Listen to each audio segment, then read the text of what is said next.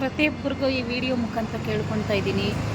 ಪಾಪ ಆ ಹುಡುಗ ಒಂದು ವಿಡಿಯೋ ಮಾಡಿರೋದಕ್ಕೋಸ್ಕರ ಎಷ್ಟು ಕೆಟ್ಟದಾಗೆಲ್ಲ ಕಮೆಂಟುಗಳು ಮಾಡ್ತಾ ಇದ್ದೀರಾ, ಎಷ್ಟು ಕೆಟ್ಟದಾಗಿ ಇದು ಮಾಡ್ತಾ ಇದ್ದೀರಾ.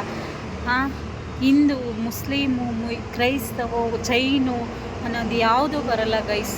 ಇದರಲ್ಲಿ ಒಂದು ಹೆಣ್ಣಿಗೆ ಅನ್ಯಾಯ ಆಗಿದೆ, ಅವಳಿಗೆ ನ್ಯಾಯ ಕೊಡಿಸ್ಬೇಕು ಅಂತ ಹೋರಾಡ್ತಾ ಇರೋರಿಗೆ ಒಂದು ಬೆಲೆ ಕೊಡಿ, ಒಂದು ಇದು ಮಾಡಿ. ಇನ್ನೊಂದು ವಿಷಯ ಹೇಳ್ತೀನಿ. ಕಿರಿಕೀರ್ತಿಯವರು ಧರ್ಮಸ್ಥಳದ ಬಗ್ಗೆ ಮಾತಾಡಿದ್ದಾನೆ ಅವನು ಹಂಗೆ ಹಿಂಗೆ ಅಂತ ಹೇಳ್ತಾ ಇದ್ದಾರೆ.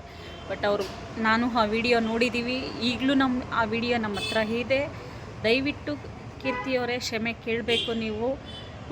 ಬಟ್ ಅವರು ಯಾವುದೇ ಕಾರಣಕ್ಕೂ ಧರ್ಮಸ್ಥಳದ ವಿಚಾರ ಮಾತಾಡಿಲ್ಲ. ಅವ್ರು ಮಾತಾಡಿರೋದು ಅಲ್ಲಿನ ವ್ಯಕ್ತಿಗಳ ಬಗ್ಗೆ ಮಾತ್ರ ಮಾತಾಡಿದ್ದಾರೆ ಹೊರತು ನಮ್ಮ ಧರ್ಮಕ್ಕೆ ಯಾವುದೇ ಒಂದು ವಿಷಯನೂ ಅವ್ರು ಮಾತಾಡಿಲ್ಲ. ನಾವು ಹಿಂದೂಗಳು, ನಾವು ನಮ್ಮ ಧರ್ಮನ ನಾವು ಯಾವತ್ತೂ ಬಿಟ್ಕೊಡಲ್ಲ.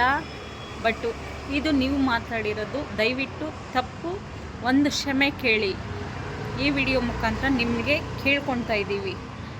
ಬಟ್ ಆ ಹುಡುಗ ಒಳ್ಳೆ ಕೆಲಸ ಮಾಡಿದ್ದಾನೆ. 14 ವರ್ಷದಿಂದ ತಂದೆ ತಾಯಿ ಆ ಹೆಣ್ಣು ಮಗುಗೆ ನ್ಯಾಯ ಸಿಕ್ಕಲಿಲ್ಲ ಅಂತ ಹೋರಾಡ್ತಾ ಇದ್ದಾರೆ.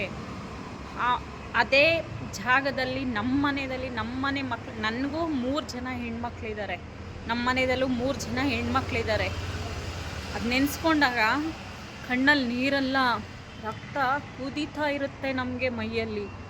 ದಯವಿಟ್ಟು ಪ್ರತಿಯೊಬ್ಬರಿಗೂ ಹೇಳ್ತಾ ಇದ್ದೀನಿ, ಕೆಟ್ಟದಾಗಿ ಕಮೆಂಟ್ ಹಾಕೋದನ್ನು ಬಿಟ್ಟು ಒಂದು ಹೆಣ್ಣಿಗೆ ಅನ್ಯಾಯ ಆಗಿದೆ, ಅವಳ ಪರವಾಗಿ ನಿಲ್ಲಬೇಕು ಅಂತ ಎಲ್ಲರೂ ಸಪೋರ್ಟ್ ಮಾಡಿ. ನಿಮ್ಮ ಕೈಲಾಗಿಲ್ವಾ ಸುಮ್ಮನೆ ಇದ್ಬಿಡಿ.